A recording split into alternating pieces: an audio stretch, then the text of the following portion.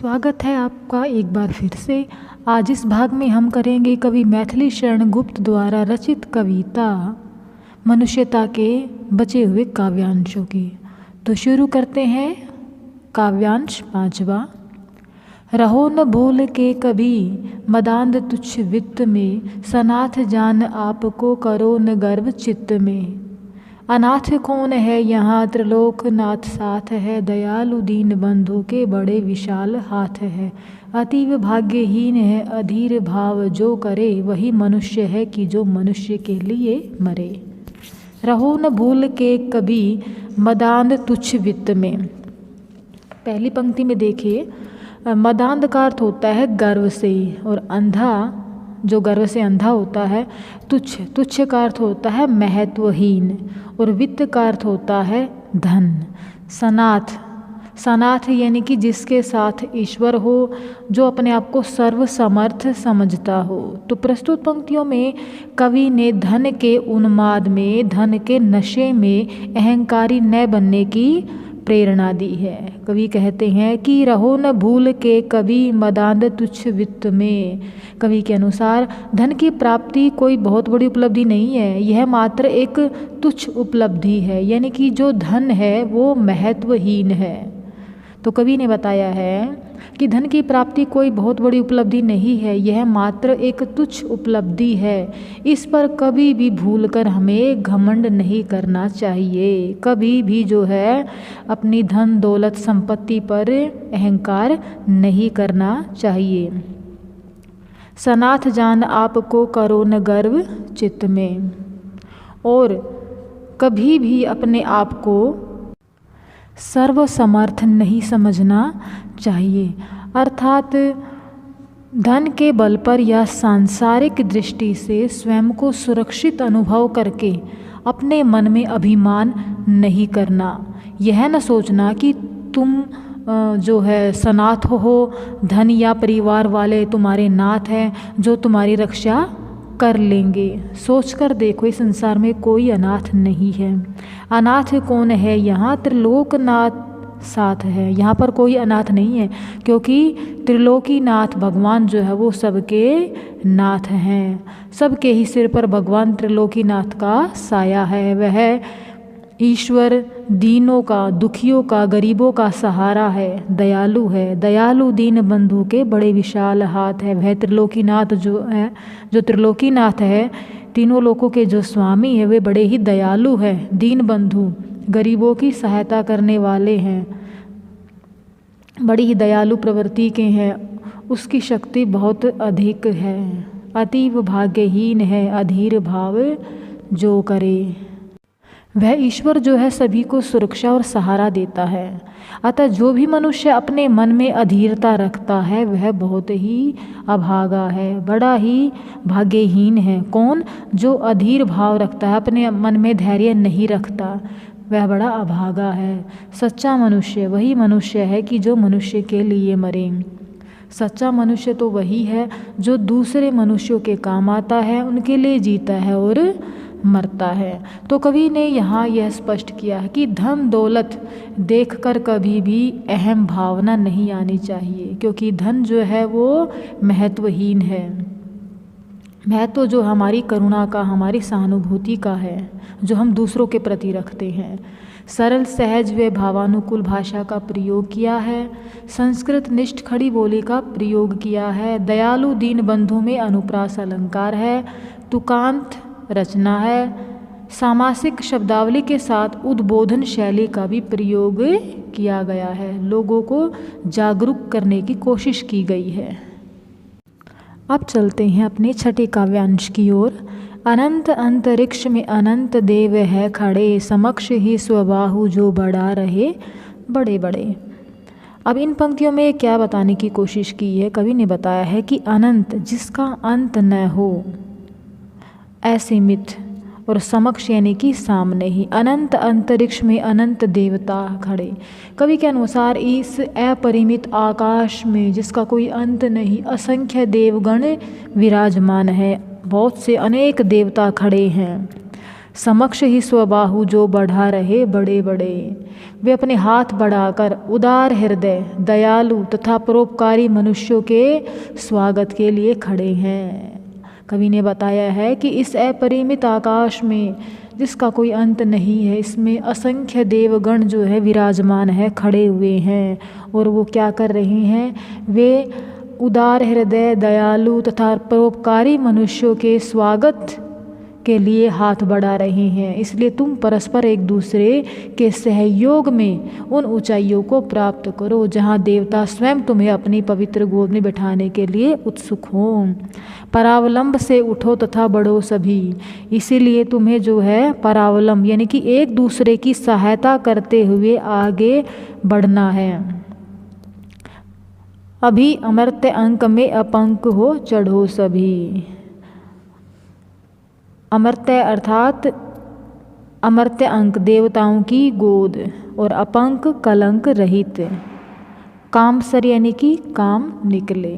तो कवि ने क्या बताया है कि सब अभी अमर्त्य अंक में अपंक हो चढ़ो सभी।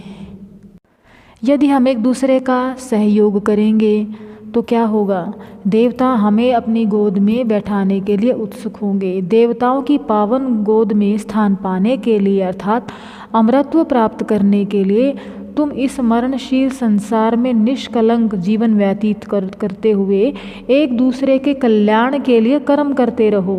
इन्हीं गुणों के माध्यम से हम जीवन में जो है वो उत्कृष्टता को प्राप्त कर सकेंगे। हमारे जीवन का उद्देश्य दूसरों का कल्याण करते हुए स्वयं अपना उद्धार करना होना चाहिए। यानी कि यदि हमें अपना उद्धार करना है तो हमें दूसरों के कल्याण के लिए कार्य करना होगा। तुम इस तरह मत जियो, रहो न यो कि एक से न काम और का सरे, वही मनुष्य है कि जो मनुष्य के लिए मरे। कवि ने बताने की कोशिश की है कि हमारे जीवन का उद्देश्य दूसरों का कल्याण होना चाहिए। तुम इस तरह मत जियो कि एक दूसरे के किसी काम न आ सको। तुम्हारे होने से किसी का कोई काम न बने। तुम्हारे होने से किसी का कोई काम न बने। सच्चा मनुष्य वही है कि जो अन्य मनुष्यों के काम आए। कवि परस्पर सहायता द्वारा कार्यों की सिद्धि को महत्वपूर्ण मानता है। कवि ने बताया यदि हम एक दूसरे की सहायता करेंगे तो ही हम आगे बढ़ पाएंगे और तभी हम जो है वो अमरत्व को प्राप्त कर पाएंगे। तभी देवता हमारी सहायता करेंगे। यदि हम दूसरों की सहायता करेंगे, दूसरे मनुष्य की सहायता करेंगे, तभी जो देवता है वो हमारी सहायता करेंगे। तो यहाँ पर कवि ने कलंक रहित जीवन जीने की प्रेरणा दी है। खड़ी बोली की रचना में जो है प्रसंगानुसार तत्सम शब्दों का प्रयोग किया गया। बड़े बड़े में पुनरुक्ति प्रकाश अलंकार है। अनंत अंतरिक्ष और अमर्त्य अंक में अनुप्रास अलंकार है। पूरे काव्यांश में तुकांत पद है और उद्बोधन शैली का प्रयोग किया गया है। लोगों को जागरूक किया गया है। अब चलते हैं अपने अगले काव्यांश की ओर। मनुष्य मात्र बंधु है, यही बड़ा विवेक है। पुराण पुरुष स्वयंभू, पिता प्रसिद्ध एक है। यहाँ पर कवि ने इन पंक्तियों के माध्यम से राष्ट्र कवि मैथिली शरण गुप्त ने बंधुत्व की भावना, भाईचारे की भावना को मनुष्य की सबसे बड़ी विवेकशीलता माना है। यही यानी कि वही मनुष्य जो है सबसे बड़ा ज्ञानी है, विवेकशील है, जो पूरी सृष्टि को अपने परिवार के समान समझता है और सभी को अपना भाई बंधु मानता है। कवि कहता है कि मनुष्य के लिए सबसे बड़ा विवेक यही है कि वह संसार के सभी मनुष्यों को अपना बंधु समझे। मनुष्य मात्र बंधु है, यही बड़ा विवेक है। कि सबसे बड़ा ज्ञान, सबसे बड़ा विवेक वही है कि मनुष्य जो है संसार के सभी मनुष्यों को अपना बंधु समझे। पुराणों के अनुसार पुराण पुरुष स्वयंभू, पिता प्रसिद्ध एक है। पुराणों के अनुसार सभी मनुष्यों का एक ही पिता है, वह स्वयंभू परमात्मा है। स्वयंभू अर्थात स्वयं से उत्पन्न परमात्मा है। यह ठीक है कि विविध कर्मों के अनुसार, फलानुसार कर्म के अवश्य बाह्य भेद हैं कि कर्मों के फलानुसार सब आपस में भिन्न है, अर्थात जिसने जैसे कर्म किए उसे वैसा ही जन्म मिला। परंतु अंतरैक्य में प्रमाणभूत वेद है। अंतरैक्य में, किंतु अंतरैक्य यानी कि आत्मा की जो एकता है उसके उस दृष्टिकोण से हम सभी एक हैं। यानी कि आंतरिक दृष्टि से सभी एक है, समान है। स्वयं वेद इस आंतरिक एकता के साक्षी है, इस बात के गवाह है। अतः संसार में यह सबसे बड़ा पाप है।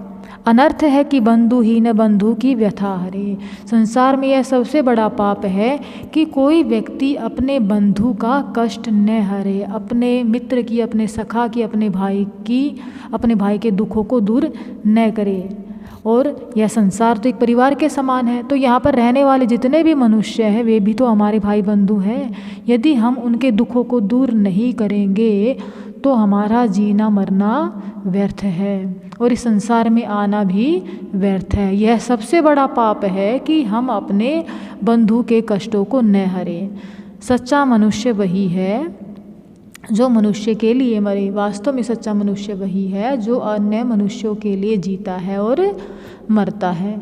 तो कवि ने इस काव्यांश के माध्यम से मनुष्य को मिलजुल कर एक दूसरे का सहयोग करने का संदेश दिया है। सरल सुबोध व सहज भाषा के द्वारा भावों को अभिव्यक्त किया गया है। खड़ी बोली की रचना से प्रसंगानुसार तत्सम शब्दों का भी प्रयोग किया गया है। मनुष्य मात्र पुराण पुरुष पिता प्रसिद्ध में अनुप्रास अलंकार है। संपूर्ण काव्यांश में तुकांत पद का प्रयोग किया गया है और वीर रस की अभिव्यक्ति की गई है। अब चलते हैं अपने आखिरी काव्यांश की ओर, जो है चलो अभिष्ट मार्ग में सहर्ष खेलते हुए, विपत्ति विघ्न जो पड़े उन्हें ढकेलते हुए। तो कवि ने इन पंक्तियों के माध्यम से संघर्षपूर्ण जीवन व्यतीत करते हुए लक्ष्य पथ की ओर आगे बढ़ने की प्रेरणा दी है। तो कवि कहते हैं कि चलो अभिष्ट मार्ग में, अभिष्ट यानी कि इच्छित, जिसकी हम कामना करते हैं, सहर्ष खेलते हुए, सहर्ष यानी कि प्रसन्नता पूर्वक। कवि ने कहा है कि हे पाठकों, तुम जीवन में जिस मार्ग पर भी चलना चाहते हो, या हे युवकों, हे मनुष्यों, तुम जीवन में जिस मार्ग पर भी चलना चाहते हो, हंसी खुशी से चलते चलो। रास्ते में जो भी संकट आए, विपत्ति विघ्न जो पड़े उन्हें ढकेलते हुए, यानी कि रास्ते में जो भी विपत्ति आती है, जो मुसीबत है, जो संकट आते हैं, उन्हें ढकेलते हुए आगे बढ़ते जाना। यानी कि ये जो जीवन है ये संघर्षों से भरा हुआ है और हमें जीना भी है, इस मार्ग पर चलना भी है। तो जो भी हमारे रास्ते में मुसीबत या जो संकट आते हैं उन्हें हमें ढकेलते हुए आगे बढ़ना है। परंतु यह ध्यान रखना कि तुम्हारा आपसी मेल जोल घटे नहीं। घटे न हेल मेल, हाँ बढ़े न भिन्नता कभी। कि तुम्हारा आपसी मेल जोल न घटे, मित्रता और एकता का भाव कम न हो, आपस की भिन्नता में वृद्धि नहीं होनी चाहिए, यानी कि हमारे अंदर भिन्नता नहीं होनी चाहिए। मनुष्य में अतर्क एक पंथ से सतर्क पंथ हो सभी। कवि ने बताया है कि मनुष्य में वर्ग, जाति, रंग, रूप, प्रांत, देश आदि के आधार पर कोई अंतर नहीं बढ़ना चाहिए।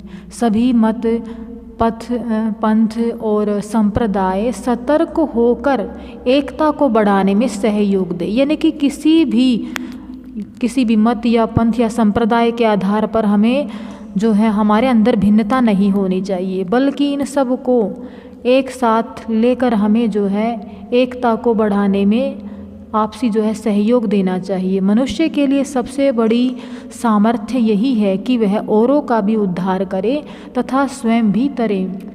तभी समर्थ भाव है कि तारता हुआ तरे, यानी कि वह स्वयं जो है इस जीवन का आनंद उठाए और दूसरों को भी उठाने दे, अर्थात जियो और जीने दो। दूसरों का भी उद्धार करे तथा स्वयं को भी तारता चले। वह जन कल्याण जो है करते करते तरे।